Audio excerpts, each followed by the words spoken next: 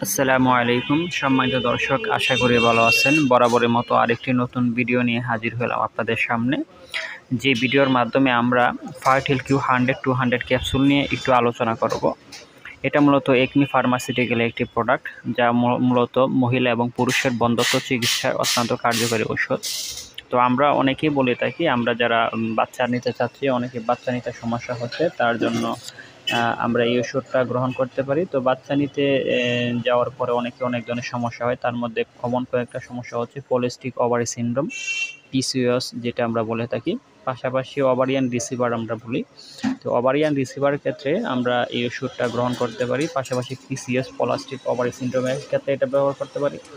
আবার পুরুষের ক্ষেত্রে যাদের স্পাম কম রয়েছে, লো স্পাম, পাশাপাশি ফার্টিলিটি স্পামের যে গতিশীলতা কম থাকার কারণে অনেকের বাচ্চা প্রজননের ক্ষেত্রে অনেক সমস্যা হয়। সেক্ষেত্রে আপনারা এটা গ্রহণ করতে পারেন।